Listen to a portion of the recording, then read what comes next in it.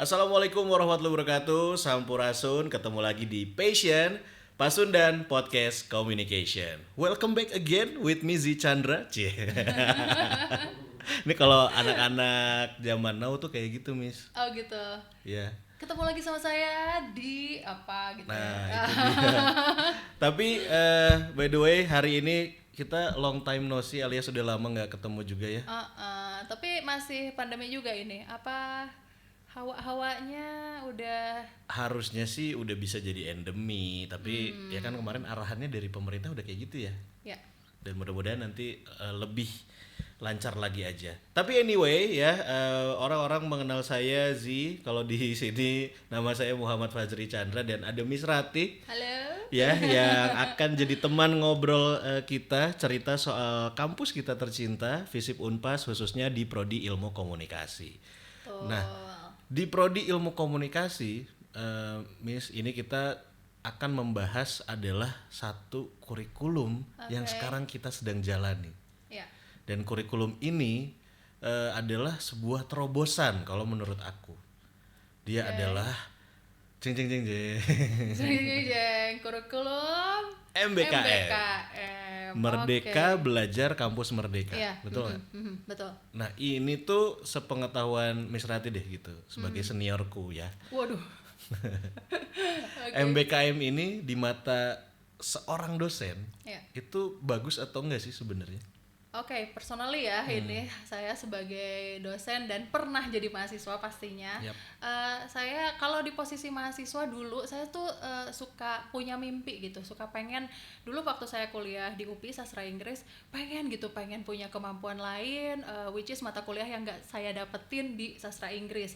Kayak misalnya, aduh saya pengen bisa nih dunia broadcasting gitu, saya pengen nih belajar broadcasting, atau enggak saya pengen nih belajar seni rupa gitu ya, saya pengen nih belajar desain, kan gak diajarin ya. Betul. Nah itu waktu saya mahasiswa tuh kepikir kayak gitu, pengen gitu kayak gitu. Dan alhamdulillah banget sekarang Mas Menteri kita tercinta ini punya terobosan luar biasa, Merdeka Belajar Kampus Merdeka. Nah posisi saya sebagai dosen, saya memandang ini sesuatu yang keren banget. Ini program yang breakthrough ya jatuhnya, kayak terobosan baru yang dilakukan oleh seorang Menteri Pendidikan. Ini kayak simple, kayak sederhana, tapi efeknya akan luar biasa banget. Kan kayak seolah-olah simple ya, cuman kita memerdekakan seorang mahasiswa belajar di tempat lain atau enggak melakukan hal lain di luar kampus yang tetap mengacu pada mata kuliah gitu lah, istilahnya masih tetap belajar, makanya dibilang Merdeka Belajar Kampus Merdeka gitu. Menurut saya sih keren banget program ini gitu Kang Zi. Ya, dan mungkin juga pernah nggak sih beranggapan gini, kita sekarang masuk kuliah mungkin adalah pilihan orang tua. Atau ya pilihan kita, tapi orang tua kita pengennya belajar yang lain. Nah ini juga memungkinkan itu juga dong gitu ya. Betul banget, kayak misalnya gini, kalau saya dulu masih judulnya SMPTN, aduh kelihatan angkatan berapa. Kirain si Penmaru. Si Penmaru kayaknya kelahiran 60-an kali. Oke, dulu tuh saya masih judulnya SMPTN, which is saya punya beberapa pilihan. Dulu saya bisa milih 3. Dulu pilihan pertama saya itu teknik perminyakan ITB, kemudian pilihan keduanya masih di ITB juga, komunikasi visual pokoknya yang desain gitu, aku lupa. DKV ya, desain komunikasi visual. Nah kemudian pilihan ketiganya Sastra Inggris, Universitas Pendidikan Indonesia, dan saya kepilihnya masuknya ke situ. Sastra Inggris di Universitas Pendidikan Indonesia itu memang bukan pilihan orang tua ya, tapi ya itu nasib, dan saya tipikal orang ya sudah, kalau di sini ya udah saya beresin aja ini di sini.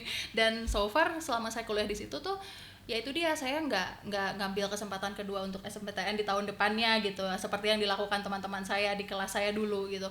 Tapi ya itu dia, saya tuh pengen banget bisa ngedesain gitu, karena jujur aja sebelum saya pada akhirnya lulus S1 dan jadi dosen, saya tuh pengen banget jadi desainer. Saya tuh seneng banget ngedesain sepatu sama tas gitu. Tapi ya itu nggak kesampean gitu loh Kang. Mungkin passionnya gitu. Jadi padahal ya kalau misalnya saya lahir di tahun ini gitu ya, sama teman-teman mahasiswa sekarang, saya belajar sastra Inggris tapi saya juga punya kemampuan DKV, kan keren ya nggak sih? Tapi aku pun gitu loh, maksudnya dari dulu ketika SMA dan sampai saat ini selalu menulis checklist dream gitu, pengen keren masuk banget. kemana, pengen kuliah kemana, dan ilmu komunikasi ini salah satunya adalah yang saya ingin checklist gitu, karena Mantap. basicnya percaya atau enggak saya anaknya pendiam. Kalau di rumah. Pendiam. Di rumah. Teman-teman yang kayak gini pendiam. Kalau di rumah. Makanya belajar komunikasi. Oke. Jadi dulu tuh kalau di SMA nggak berani weh gitu. Maksudnya ketemu orang aja canggung, nggak bisa ngapa-ngapain. Tapi ketika belajar komunikasi, you see, akhirnya saya menemukan hasilnya gitu. jati dirinya. Saya tidak lagi pendiam. Oke. Jadinya banyak omong gitu. Malah susah diem ya. Kalau diem teh bingung gitu ya. Aduh, ada yang belum gitu ya. Nah Naon itu gitu. kerennya adalah ketika kita belajar itu dan belajarnya sebenarnya dari pilihan kita sendiri. Nah, itu dia. Nah mungkin kan banyak keterbatasan, kita nggak pernah tahu orang tua pengennya kayak gimana.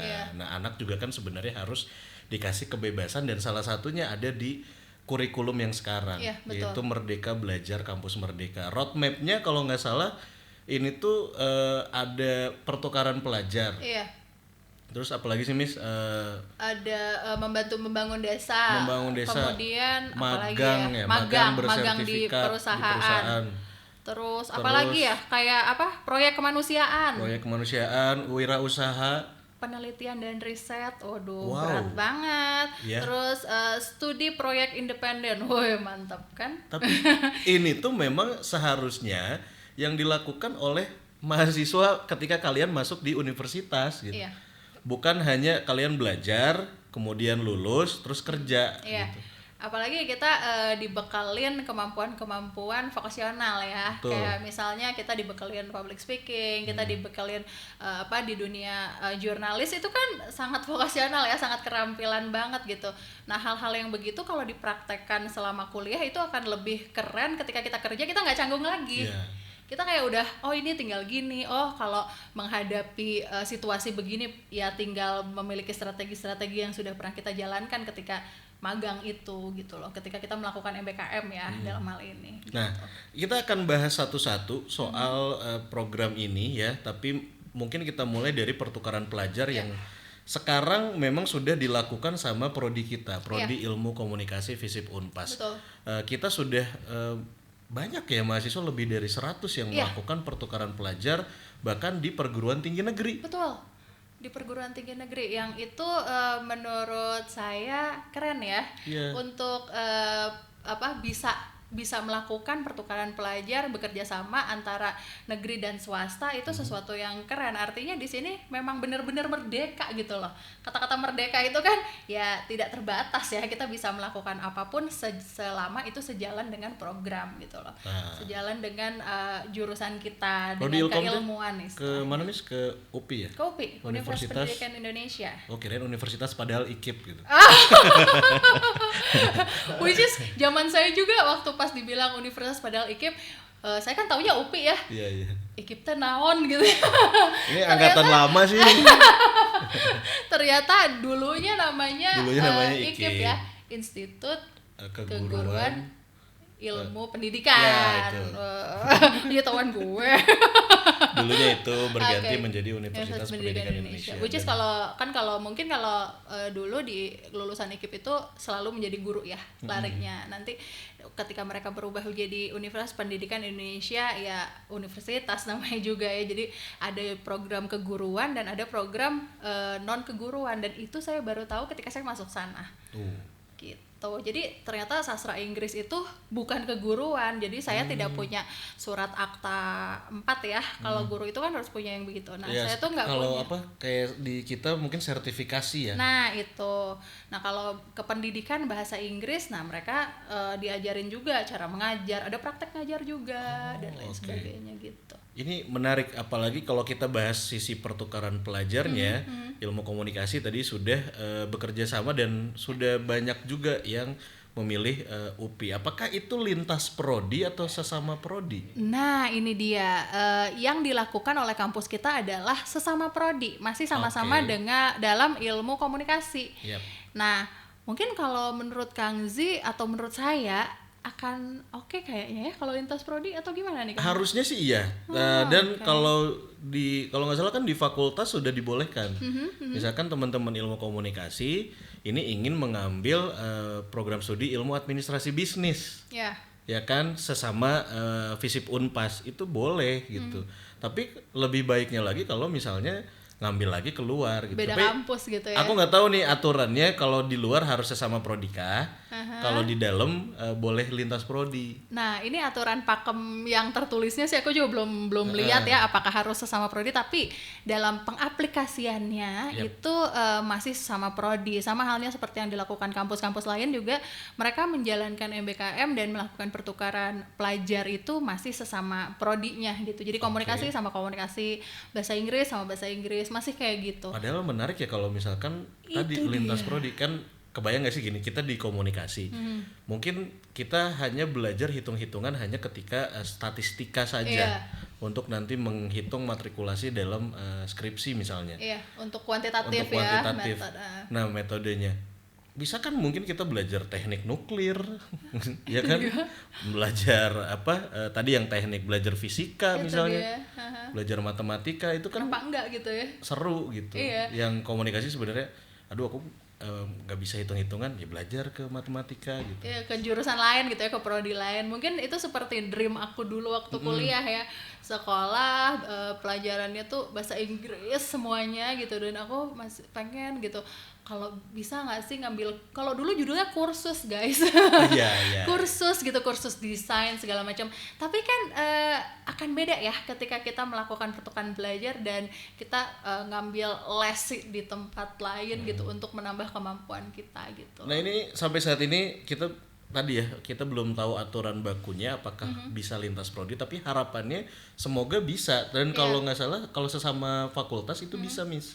Sesama fakultas. Iya, maksudnya kita nih anak prodi Ilkom pengen ke prodi yang lain yang ada di FISIP. Nah, itu boleh di sekitar kita aja. Tuh kan berarti teman-teman yang mahasiswa Ilkom ya, siapa tahu pengen belajar hubungan internasional, pengen belajar bisnis ya, atau enggak administrasi niaga ya, negara niaga. Dan sekarang sudah jadi administrasi publik. Administrasi publik itu. Dan itu menarik sebenarnya. Tapi selain pertukaran pelajar, ada juga tadi yang paling kita soroti adalah magang. Ya, ada magang atau praktek kerja. Nah, ini implementasi yang paling keren sih, karena kalau aku menilai kenapa magang itu penting, supaya industri kerja bisa langsung menyerap. Ini banyak sekali kan lulusan universitas tuh banyak ya gitu. Dulu bercandanya aku sama teman-teman yang lulus skripsi bilangnya selalu gini, selamat datang di dunia pengangguran. Itu bercandanya kita dulu. Tapi sekarang dengan adanya program ini, jangan takut nganggur. Betul banget. Jadi seperti yang dialami sama suami saya ya, kebetulan suami saya ini dia punya usaha ya, dan usahanya itu di bidang bisnis tapi pakai aplikasi gitu. Jadi kayak marketplace gitu ya, tapi lebih ke UMKM. Nah, dia itu nerima orang mahasiswa magang. Nah, di situ ternyata bagian HRD ya, kalau yang ngurusin kayak gitu-gitu. Nah, bagian HRD-nya tuh menilai, nih anak magang yang ini oke, yang ini kurang, yang ini bisa direkrut. Nah, ujung-ujungnya itu dia yang tadi Kang Zi bilang bahwa akan mengurangi pengangguran tuh bener, karena emang males gitu ngerekrut, buka lowongan itu kan takes time ya. Betul. Dan lagi kalau dilihat ngambil dari anak magang, kita udah tahu kinerja dia kayak gimana gitu loh. Dan intinya mungkin bisa dibayar dengan harga yang minimal dulu.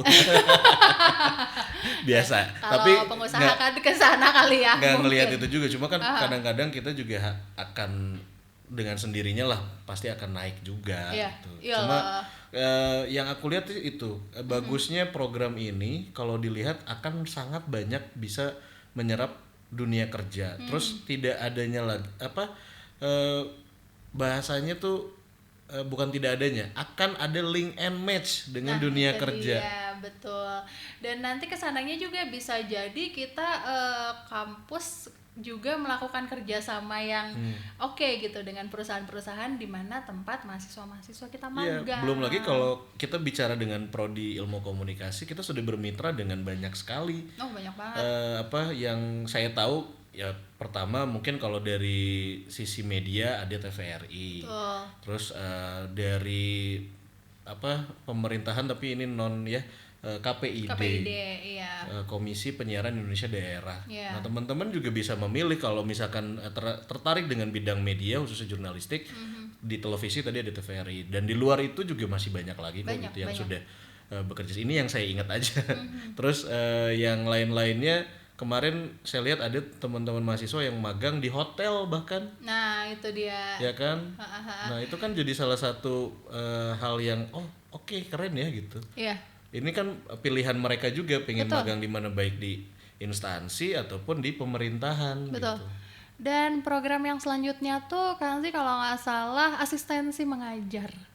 Oh iya, Nah. berarti mereka terjun ke sekolah-sekolah ya? Betul, mereka terjun ke dunia pendidikan. Jadi maksudnya di sini tidak sempit lagi hanya kampus yang memang programnya keguruan. It means benar-benar merdeka, siapapun bisa mencerdaskan bangsa jatuhnya, ya nggak Ini sih?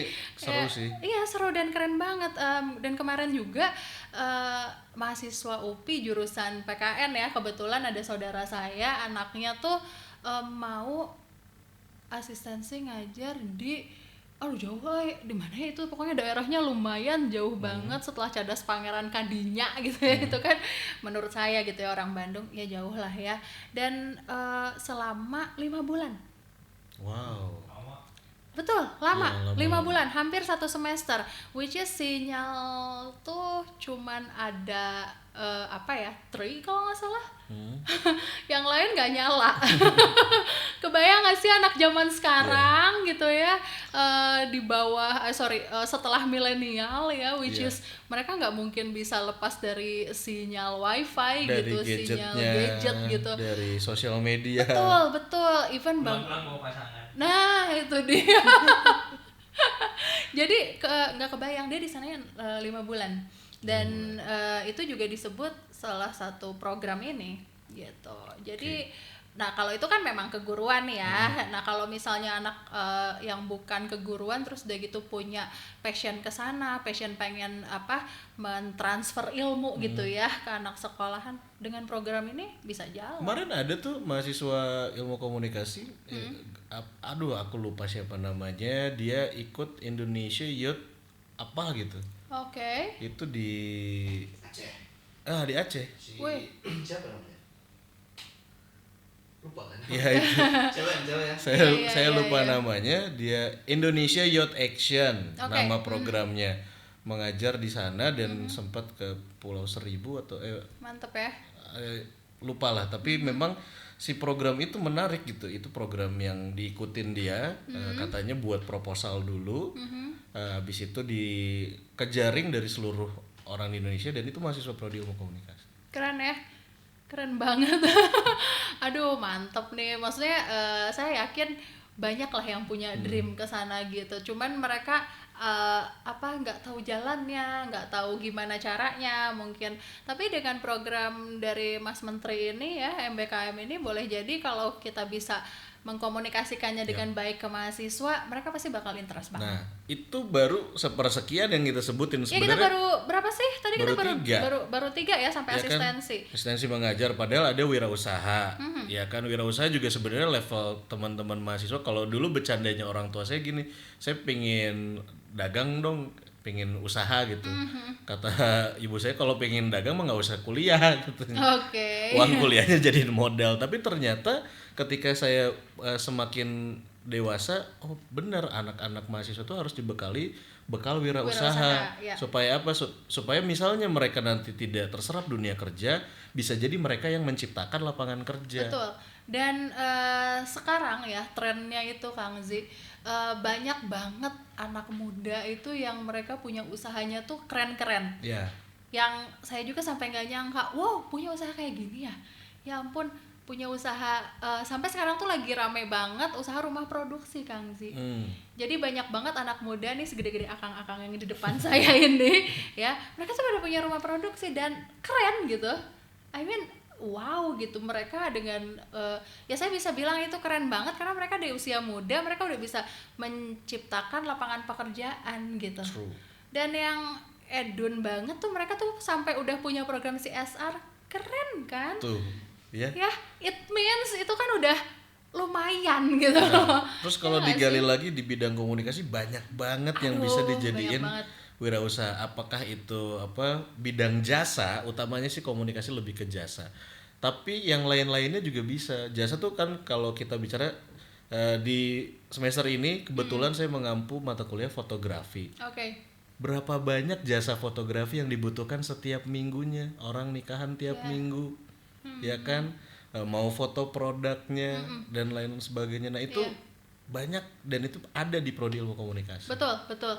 Terus program di MBKM yang selanjutnya itu ini Kang, penelitian atau riset. Nah ini menarik, nggak tahu kenapa saya iri sama teman-teman mahasiswa sekarang. Zaman dulu kita mahasiswa mungkin dosen tuh ngajak hanya yang pinter-pinter doang.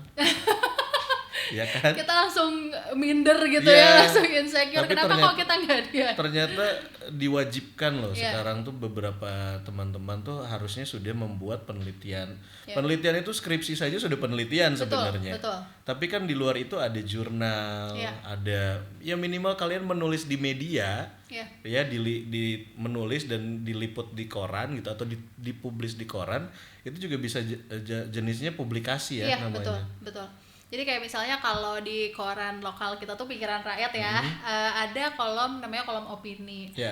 Nah, ternyata masuk ke kolom opini itu it's not as easy as you think gitu loh. Itu tuh susah gitu. Susah. Kita memang harus melakukan melakukan observasi ya terhadap satu masalah, kemudian kita menelitinya dari sisi apa nih? Kita menelitinya misal dari sisi komunikasinya, kayak kita neliti dari sisi misalnya teman-teman dari administrasi publik gitu ya, ngasih opininya dari sisi administrasi publik kayak gitu, dan itu juga sudah merupakan sebuah penelitian sebetulnya gitu. Dan kalau udah bisa tembus ke sana ya keren. Ya keren, itu Mantap. hal yang sebenarnya lihat deh koran-koran yang ada rubrik opininya, rata-rata tuh tulisan-tulisannya kalau nggak guru besar minimal dosen. Kalau ada mahasiswa itu akan lebih Mantap. bagus lagi. Mantap Dan itu banget. memang ada juga di program MBKM ini. Iya, gitu. ada di program MBKM ini. Jadi semakin kita sirik ya sebagai ya kita nggak bilang tua lah ya, kita bilangnya senior aja deh. Biar rada-rada elegan gitu ya kan, kalau tua kayak sedih amat gitu ya. Nah gini tambah sirik gitu loh, mereka ada program ini, dan kalau kayak gini kan berarti masuk kurikulum ya. Iya, dan itu sebenarnya halusnya ya mental berpikir ini gitu, minimal berpikir kritis itu harus sudah bisa kalian tuangkan dalam penelitian dan juga jenis-jenis publikasi ilmiah. Iya betul. Gitu. Kan setahu kita nih ya, kalau mahasiswa ini kan jiwanya lagi bergejolak ya, Iya. lagi keren-kerennya gitu loh. Jadi spiritnya itu masih luar biasa, dan banyak sekali teman-teman mahasiswa saya yang Bis kok ini gini ya, kok ini gini ya. Nah pertanyaan-pertanyaan kok ini gini ya, menurut saya itu bisa digali. Nah, jadi Bisa lalu digali dan diberikan opini mereka Betul. terhadap masalah yang menurut mereka kok gini ya gitu jadi loh. berpikir kritisnya Iya. jangan hanya dalam menulis di status, ya tulislah dalam publikasi ilmiah dan penelitian Iya, gitu. keren. Dan lagi kalau misalnya di publikasi ilmiah itu ya semua orang bisa baca. Betul. Dan kita bisa membangun opini untuk banyak orang gitu. Nah, itu dia, dan tentunya untuk kemajuan negara kita dong. Iya dong.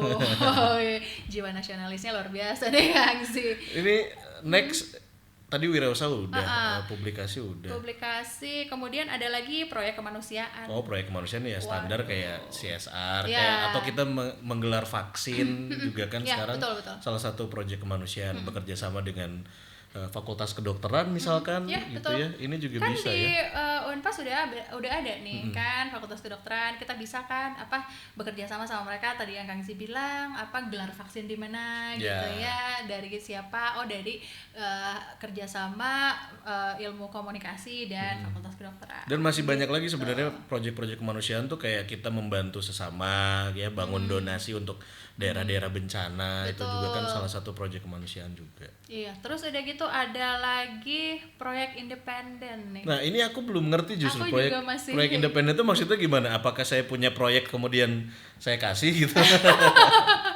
Jadi kebayangnya itu proyek independen itu kayaknya nggak jauh dari kewirausahaan dan lain sebagainya, karena kan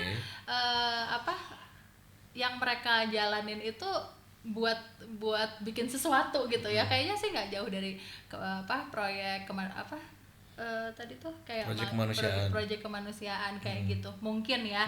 Tapi mungkin nanti kita bakal ngobrol sama Pak Kaprodi ya supaya lebih clear. Bahkan kami mengundang mungkin Mas Menteri bisa hadir di sini. Iya dong, Mas Menteri main atau ke Bandung gitu. Atau dinas terkait lah gitu, Nah, terkait MBKM ini. Karena memang jujur ya, aku mah suka dengan programnya, tapi implementasinya kami sebagai dosen aja masih kurang sosialisasinya. Kemudian juga ya untuk menerapkan lagi ke mahasiswa juga harusnya sebenarnya dimulai dari dosennya dulu. Iya, gitu. betul. Mungkin ide keren juga ya kalau misalnya kita dosen melakukan bukan merdeka belajar tapi merdeka mengajar atau gimana.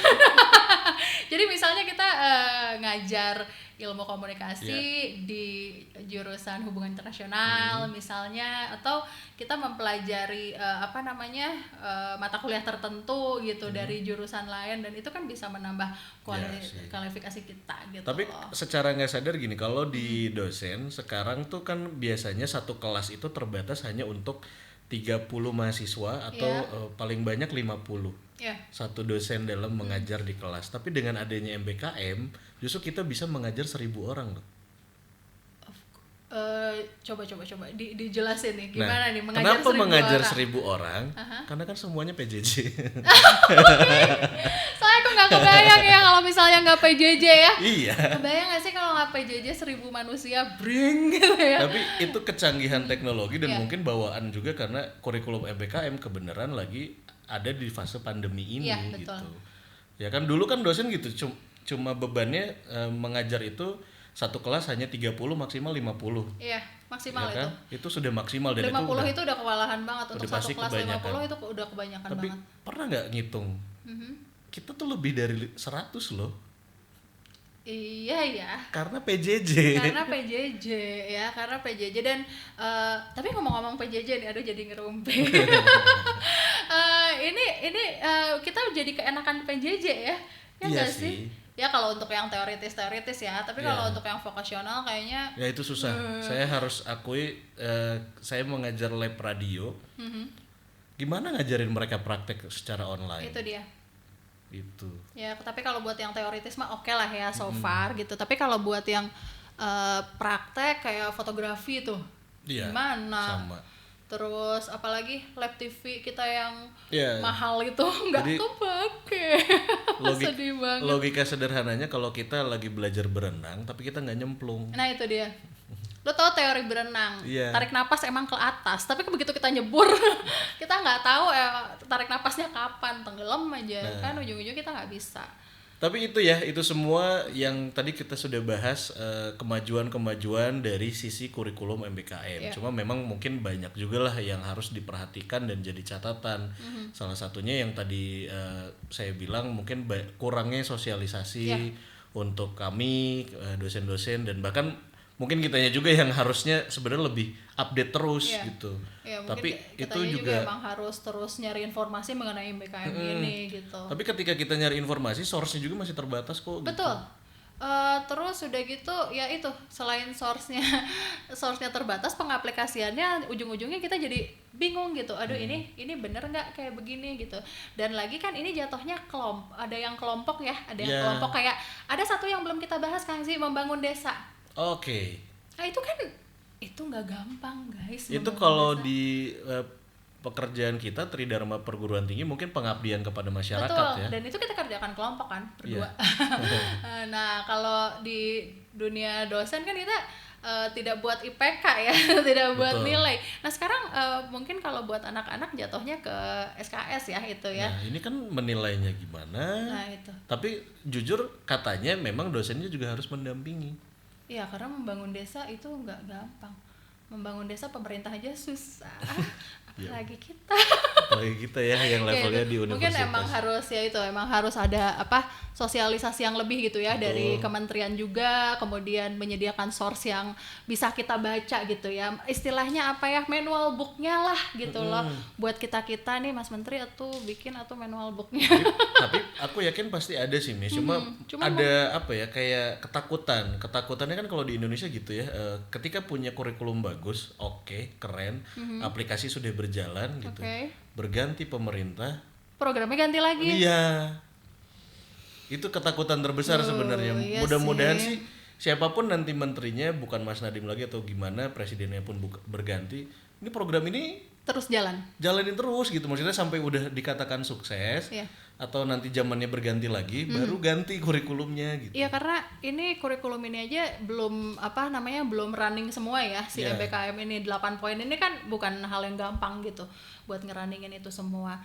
Mudah-mudahan ya harapan bersama lah program keren ini nggak berhenti sampai di Mas Menteri aja, tapi kalaupun in the future ya, tadi Kang Zi bilang bukan Mas Menteri lagi, masih tetap running dan semakin keren, dan tentu saja bikin sumber daya manusia di Indonesia tambah mantap. Iya. Belum lagi banyak ada orang underestimate gini. Ini juga sebagai unek-unek saya juga gitu ya.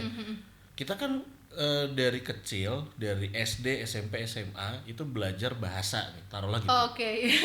Taruhlah gitu ya. Kita belajar bahasa. Kenapa di level pendidikan kami masih mempelajari bahasa, dan itu bahasa ibu kita, bahasa Indonesia, Oke. sampai bahasa Inggris Iya, gitu. iya, Di iya. SD, SMP, SMA kalian kemana aja? Nah ini Oke.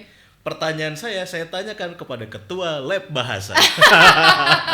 Oke, yang pertama saya coba bahas dulu ya, yang kenapa sih kita masih belajar bahasa Indonesia dari SD, SMP, SMA, kuliah pun S1 ya. Iya. Soalnya di S2 kita udah nggak ketemu belajar lagi sama bahasa bahasa ya. Indonesia. Nah, ini mengenai bahasa Indonesia dulu. Karena bahasa Indonesia ini memang memang bahasa ibu. Kita memang pelajari di rumah, tapi memang untuk level SD tentu saja ada grade-nya gitu, sampai mana, level SMP sampai mana, SMA sampai mana. Dan kenapa kuliah masih belajar bahasa Indonesia? Ini untuk membangun kemampuan kita dalam menulis, Kang Zi. Oke. Karena kan cuman kuliah saja S1, S2, S3 yang kita kalau lulus harus bikin riset berbahasa Indonesia. Oke, akhirnya saya dapat jawaban yang make sense Ya ya. karena kan waktu kita SD kita lulus kelas 6 ya udah gitu ya. Kita nggak harus bikin riset, kita nggak harus bikin skripsi yang minimal 100 halaman, enggak kan. Tapi ketika kita masuk kuliah dunia S1 ya, itu memang kita harus bisa nulis yang baik dengan EYD yang baik gitu loh. yes. Karena kan sekarang jujur aja ya, bahasa Indonesia itu udah banyak banget kata-kata serapan yang sometimes ketika kita ngobrol kita nggak tahu ini tuh bahasa Indonesianya apa ya. Nah, benar-benar Gitu ya. loh. Kayak ujuk-ujuk. Nah itu, Itu what kan- is ujuk-ujuk? What is ojol-ojol? Itu kan sebenarnya Gitu. ada dalam KBBI, tapi ternyata Jujur li punya. ternyata bahasa serapan kan. Iya, jadi ya itu dia. Jadi buat nganterin kita ke menulis skripsi nanti in the future. Dan lagi Iya. bukan hanya skripsi saja, Kang Zi, tugas-tugas perkuliahan itu kan tidak sedikit ya, dan Iya, itu betul. bentuknya banyak yang laporan, dan itu memang menggunakan bahasa Indonesia. Ya, terutama tadi bahasa ilmiah. Nah itu. Bahasa ilmiah itu kan Bahasa memang ilmiah. bahasa Indonesia yang baik dan benar. Jadi kalau di SD, SMP, SMA teman-teman itu kan menulisnya mengarang bebas. Nah, ketika kuliah jangan mengarang ya. Nggak bisa pengarang bebas pas kuliah tuh. Jadi emang ya itu dia tujuannya ke sana kalau yang saya pelajari so far dan dari berbagai sumber. Nah kemudian kalau bahasa Inggris, nah ini dia, bahasa Inggris ini salah satu bahasa yang diakui internasional. Yap. Ya, dan ini akan sangat terasa ya, apalagi sekarang dimana kita bisa dengan mudah berkomunikasi di dunia ini dengan seluruh orang di seluruh dunia dengan menggunakan media. Nah, Oke. sekarang kalau misalnya kita pengen menggapai dunia internasional tapi kita tetap pakai bahasa Indonesia, ya nggak juga gitu, nggak sampai juga. Kalau ada yang bilang, Miss kan ada Transtool, ya coba aja pakai Transtool, biasanya suka beda. gitu. Baik. Biasanya suka beda bahasa yang mau kita sampaikan, ya bagaimanapun itu alat.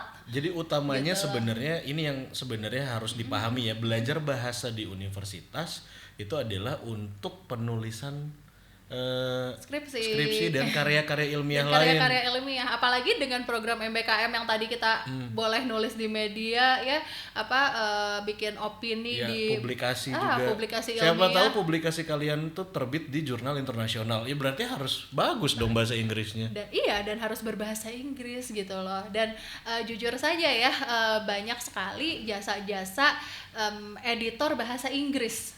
Karena sekarang itu kan dosen-dosen harus bikin jurnal internasional ya, harus jurnal berbahasa Inggris. Nah, mereka itu menggunakan jasa-jasa editor berbahasa Inggris.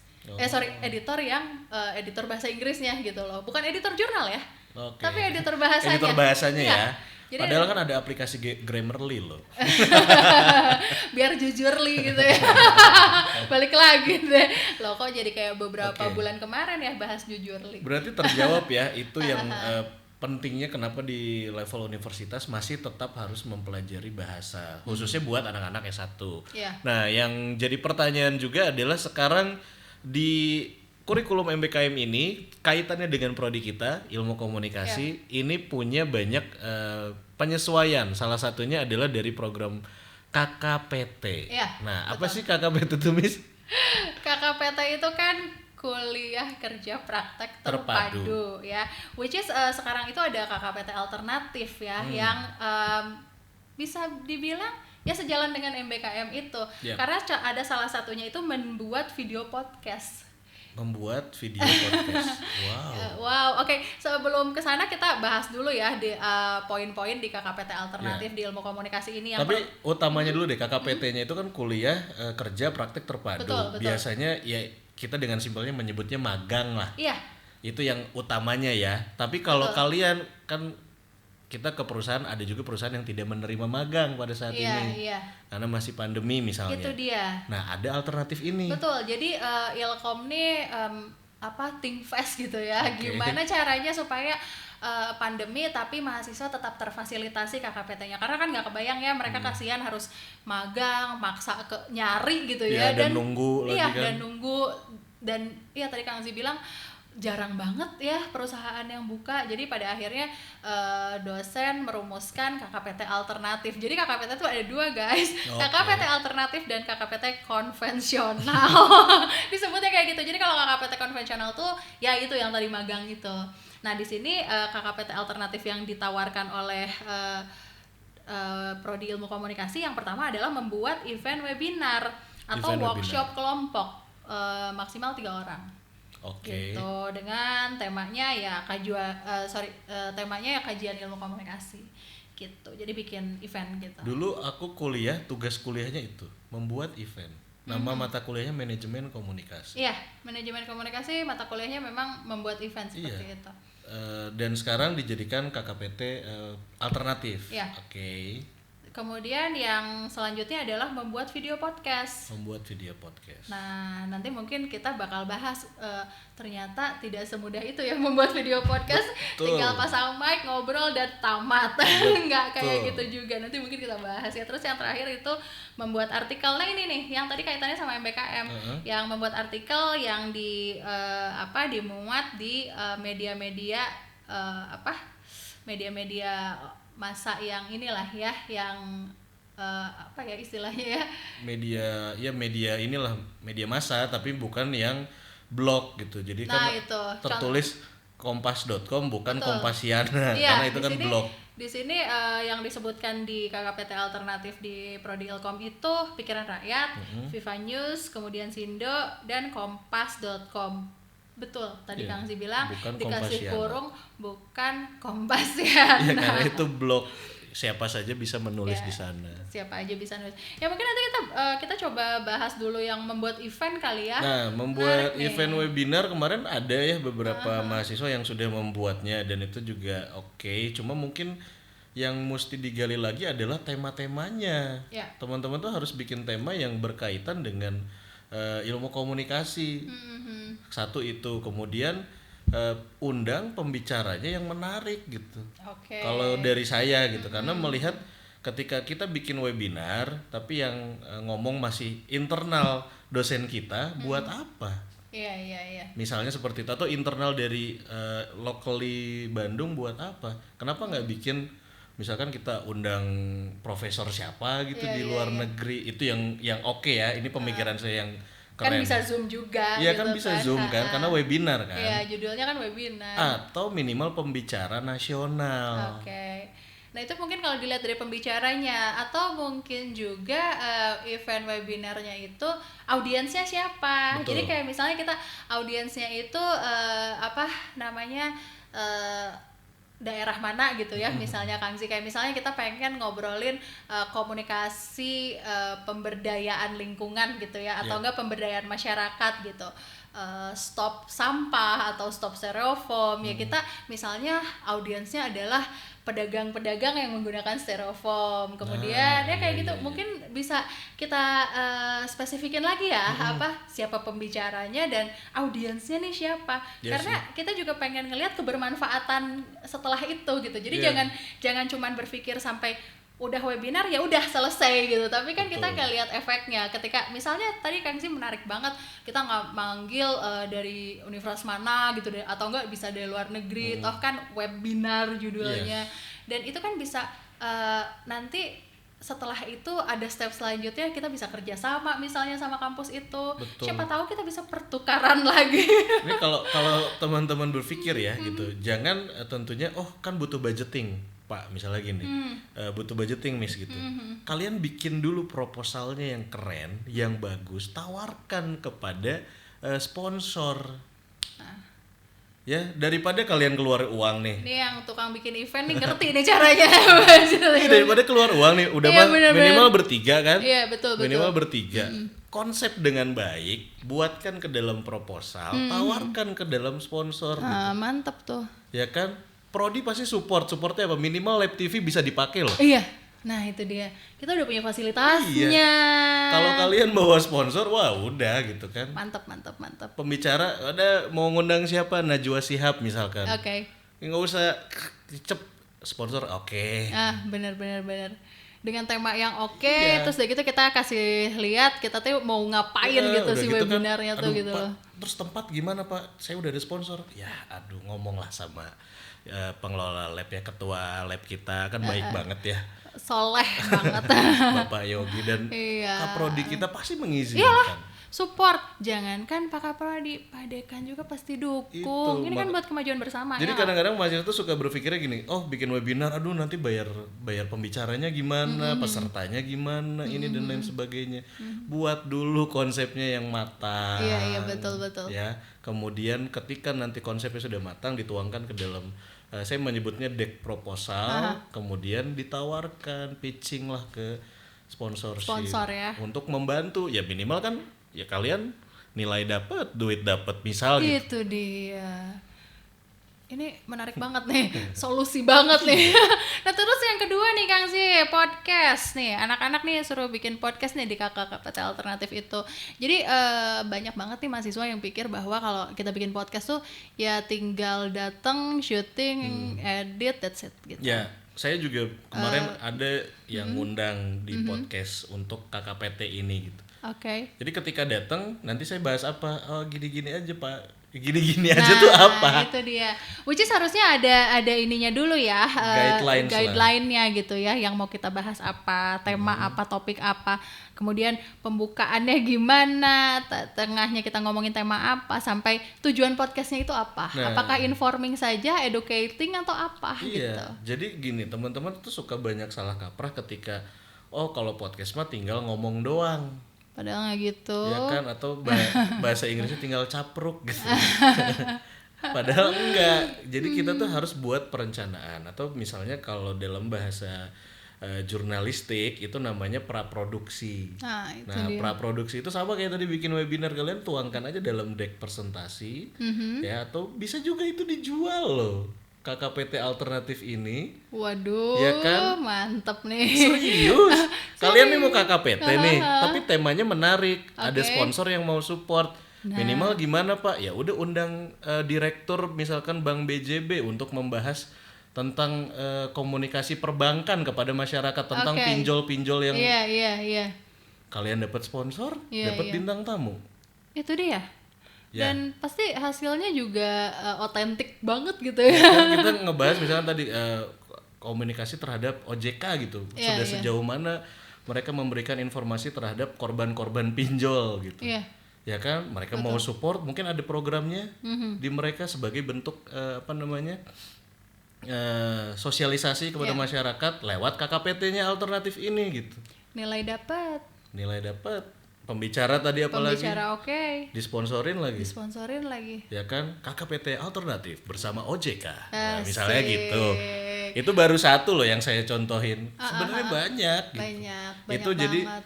tahapannya ada 3. Pertama praproduksi, Praproduksi. kedua udah jelas produksinya seperti ini. Ya kita sedang berbicara di dalam podcast ini Iya. adalah produksinya. Iya. Baru yang terakhir adalah pasca produksinya. Mungkin saja dalam produksi itu kita ada kata-kata yang harus diedit, ya kan, ada yang harus dihilangkan atau dan lain sebagainya. Itu kan masuk ke dalam pasca produksi dan barulah dinilai sama pembimbing kalian atau penguji kalian gitu. Sebenarnya KPT alternatif ini jadi pilihan yang oke ya buat mahasiswa ya, Iya, buat dan kalau saya mah karena otaknya udah bisnis ya, udah we KKPT alternatif teh jadinya kayak nyari uang juga gitu. Iya itu dari sponsor itu kan Iya, ya. dari sponsor itu. Nah kemudian yang terakhir tuh ini Kang Zi menulis ya yang tadi itu nulis di media kayak kompas.com, Sindo, Pikiran Rakyat kayak gitu-gitu ya, itu memang tidak mudah ya. Ya, makanya tadi saya bertanya kenapa di universitas masih harus belajar bahasa, ternyata inilah gunanya. There you go.